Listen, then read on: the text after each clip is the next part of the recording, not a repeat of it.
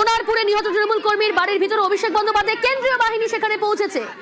কেন্দ্রীয় বাহিনী ঘরের ভিতর, অভিষেক বন্দ্যোপাধ্যায় বাড়ির বাইরে কেন্দ্রীয় বাহিনী, সেই ছবি আমরা দেখাচ্ছি আপনাদের। এই মুহূর্তে যে ছবি আপনারা দেখতে পাচ্ছেন, অভিষেক বন্দ্যোপাধ্যায় সোনারপুরে নিহত তৃণমূল কর্মীর বাড়িতে, ভেতরে অভিষেক বন্দ্যোপাধ্যায়, বাইরে কেন্দ্রীয় বাহিনীর জওয়ানরা সেখানে পৌঁছেছে। সেই ছবি আপনারা দেখছেন। আজ সোনারপুরে প্রবল ক্ষোভের মুখে পড়তে হয় অভিষেক বন্দ্যোপাধ্যায়কে। সোনারপুরে পৌঁছতেই তাকে ঘিরে চোর চোর স্লোগান, মারধর। এই মুহূর্তে ছবিটা জানার চেষ্টা করব কি পরিস্থিতি সেখানে। প্রতিনিধি সান্নিক রয়েছে আমার সঙ্গে। সান্নিক, দেখো, নিহত তৃণমূল কর্মী সঞ্জু কর্মকারের বাড়ির সামনে এই মুহূর্তে সেন্ট্রাল ফোর্স সহ স্থানীয় পুলিশ তারা এসে উপস্থিত হয়েছেন এবং ইতিমধ্যেই আমরা যে ছবি দেখতে পুলিশ আধিকারিকরা তারা বাড়ির দরজা পর্যন্ত এসে উপস্থিত হয়েছেন এবং তারা চেষ্টা করছেন ভেতরে অভিষেক বন্দ্যোপাধ্যায়ের সঙ্গে যোগাযোগ করার। কেননা যে পরিস্থিতি আমরা কিছুক্ষণ আগে দেখলাম, যে বাড়ি থেকে প্রায় 700-800 মিটার দূরে তার বাইক যেখানে কার্যত ফেলে দেওয়া হয় বলা যেতে পারে, সেই পরিস্থিতি থেকে তাকে হাঁটতে হাঁটতে যখন আসতে হয় এই বাড়ি পর্যন্ত, তার মধ্যে তাকে চরম নিগৃহীত হতে হয় এবং স্থানীয় মানুষজন তাদের ক্ষোভ প্রকাশ করেন অভিষেক বন্দ্যোপাধ্যায়কে ঘিরে রেখে। সেই পরিস্থিতিতে যখন এসে পৌঁছন সঞ্জু কর্মকারের বাড়িতে, তারপরে তার বাড়ির বাইরে প্রচুর সাধারণ মানুষ তারা কিন্তু বর্তমানে জমায়েত করে রয়েছেন এবং কোন রকম ভাবেই তার এখান থেকে বেরোনোর কোনো রাস্তা সেই অর্থে খোলা রাখা হয়নি। এবং অভিষেক বন্দ্যোপাধ্যায় কিছুক্ষণ আগে তিনি নিজেও বলেছিলেন সেখানে কেন্দ্রীয় বাহিনীর জওয়ানরা পৌঁছেছেন। তাহলে এই মুহূর্তে সেখানে কি হবে? তুমি যেমনটা বলে বর্তমানেও জমায়েত রয়েছে, কিন্তু অভিষেক বন্দ্যোপাধ্যায় যিনি ঘরের ভিতর কি এখনো রয়েছেন? কি পরিস্থিতি, কি ছবি এই মুহূর্তে? এখনো পর্যন্ত অভিষেক বন্দ্যোপাধ্যায় ঘরের ভেতরে রয়েছেন। তিনি বলেছিলেন পুলিশ ফোর্স না আসলে তিনি বেরোবেন না, কিন্তু এখন ইতিমধ্যেই সেন্ট্রাল ফোর্স এসে উপস্থিত হয়েছে।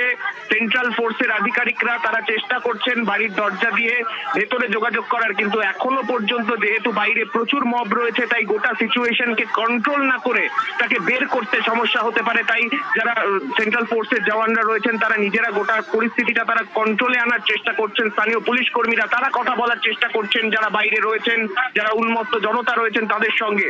এই পরিস্থিতি কোন রকম ভাবেই মোকাবিলা না করে এখান থেকে অভিষেক বন্দ্যোপাধ্যায়কে বের করা কিন্তু যথেষ্ট কঠিন হতে পারে এবং সেই পরিস্থিতিতেই এখনো পর্যন্ত যারা সেন্ট্রাল ফোর্সের জওয়ানরা তারা গোটা জায়গাটা তারা ঘুরে দেখছেন এবং পাশাপাশি যে ঘরের মধ্যে অভিষেক বন্দ্যোপাধ্যায় রয়েছেন তার গেট পর্যন্ত পুলিশ কর্মীরা এবং তার পাশাপাশি সেন্ট্রাল ফোর্সের জওয়ানরা তারা কিন্তু এসে পৌঁছেছেন। একেবারেই সানিক, তুমি যেমনটা বলছিলে যে এখনো পর্যন্ত যে ছবি, অভিষেক বন্দ্যোপাধ্যায় ঘরের ভিতরেই রয়েছেন, ঘরের বাইরে কেন্দ্রীয় বাহিনীর জওয়ানরা। এখনো পর্যন্ত অভিষেক বন্দ্যোপাধ্যায়কে সেখান থেকে বের করে নিয়ে আসা সম্ভব হয়নি। সেখানে মানুষের জমায়েত এবং যে ছবি আমরা দেখলাম, প্রায় 40 মিনিট অতিক্রান্ত সোনারপুরে নিহত কর্মীর বাড়িতে অভিষেক বন্দ্যোপাধ্যায়, আর সোনারপুরে পৌঁছতেই অভিষেক বন্দ্যোপাধ্যায়কে ঘিরে বিক্ষোভ। এবার যে ছবি দেখাচ্ছি আপনাদের, কেন্দ্রীয় বাহিনী জওয়ানরা বিক্ষোভকারীদের হটাচ্ছেন, সেই ছবি দেখাচ্ছি। যারা বিক্ষোভ দেখাচ্ছিলেন কেন্দ্রীয় বাহিনীর জওয়ান সেখান থেকে তাদেরকে সরিয়ে দিচ্ছেন, সেই ছবি কিন্তু দেখাচ্ছি আপনাদের। এই মুহূর্তে সোনারপুরের নিহত কর্মীর বাড়ির সামনে কেন্দ্রীয় বাহিনীর জওয়ান অভিষেক বন্দ্যোপাধ্যায়, তিনি যেমনটা কিছুক্ষণ আগেই জানিয়েছিলেন যতক্ষণ না পর্যন্ত ফোর্স আসবে তিনি থাকবেন, তিনি নিহত কর্মীর বাড়িতেই থাকবেন। আর যে ছবি এই মুহূর্তে দেখছেন, আমি লাইভে কেন্দ্রীয় বাহিনীর জওয়ানরা সেখানে পৌঁছে গেছেন। বাড়ির বাইরে থেকে যে জমায়েত, বিক্ষোভকারীদের সরিয়ে দিচ্ছেন তারা। অভিষেক বন্দ্যোপাধ্যায় এখনো নিহত কর্মীর বাড়ির ভিতরেই রয়েছে।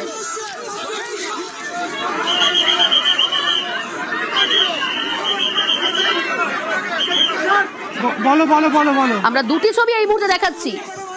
যে সময় অভিষেক বন্দ্যোপাধ্যায় সোনারপুরে এসেছিলেন, আর এখন কেন্দ্রীয় বাহিনীর জওয়ানরা রয়েছেন সেখানে।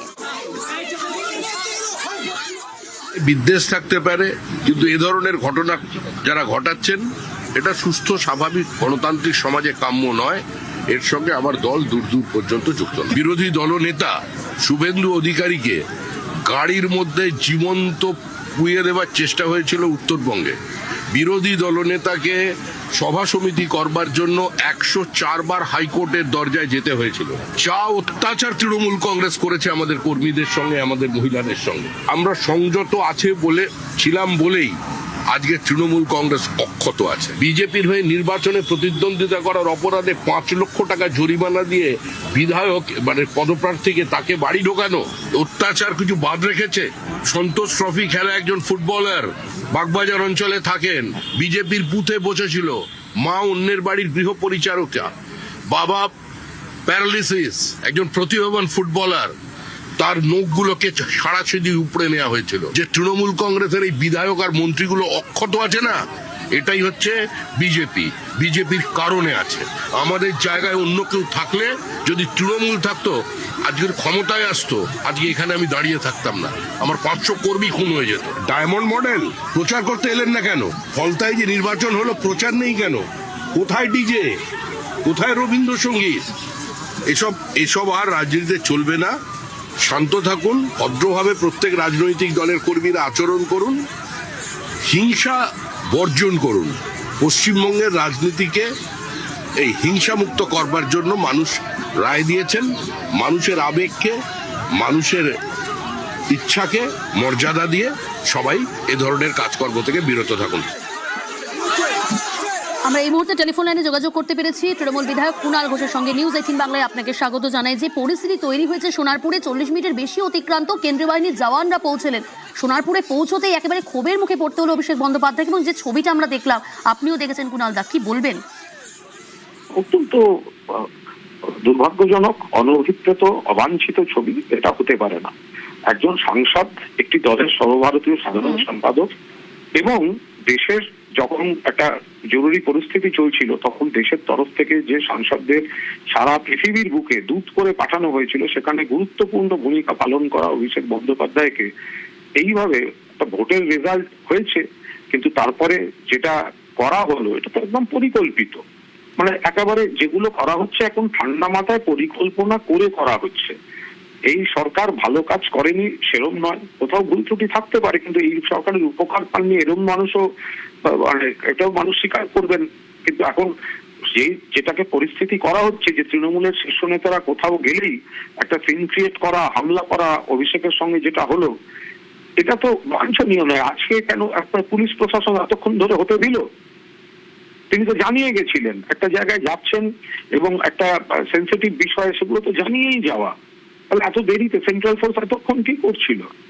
এতক্ষণ তো সেন্ট্রাল ফোর্স, পুলিশ, তারা কি করছিল? তারা তো এই গোটা পরিকল্পিত হামলা, একদম পরিকল্পিত। অভিষেক বন্দ্যোপাধ্যায় যাবেন, ঘোষণা হয়েছে, অর্গানাইজ করে এই জিনিসটা করা হয়েছে।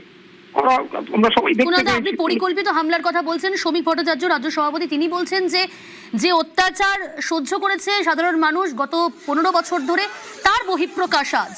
এই মন্তব্য করলেন শ্রমিক ভট্টাচার্য, এবং তিনি একথাও বলছেন যে বিজেপি ক্ষমতায় আছে বলেই হয়তো আরো অনেক কিছু ঘটতে পারত। রাজনৈতিক মন্তব্য এবং অত্যন্ত বাজে মন্তব্য এটা। কারণ শ্রমিক অত্যন্ত মানে সুন্দর কথা বলেন এবং সুন্দর ভাবনার বলেই জানি, কিন্তু এটা কোনো কাজের কথা হতে পারে না যে একটি ছেলের উপর হামলা হচ্ছে এবং তার সেখানে যদি কেউ বলে আরো বাজে পরিণতি হতে পারতো, তো ফলে এখানে অনেক ওই জায়গায় প্রচুর উন্নয়নের প্রচুর ভালো কাজও হয়েছে। আবার কারোর জন্য কোথাও যদি কোনো ক্ষোভ থাকে, তো তার বহিঃপ্রকাশের তো এইটা কোনো পদ্ধতি হতে পারে না। মানুষ কি কোনো উপকার পাননি? এখন একটা হঠাৎ একটা রেজাল্ট হয়েছে বলে সবাইকে এখন অন্য কথা বলতে হচ্ছে, সে তো একটা সময় হয়। কিন্তু তা বলে পুলিশ দাঁড়িয়ে দেখবে এতক্ষণ ধরে এটা হবে, যেখানে পুলিশকে জানিয়ে তিনি গেছেন? তাহলে এটা বাঞ্ছনীয় নয়, যে ঘটনা ঘটেছে একদম বাঞ্ছনীয় নয়।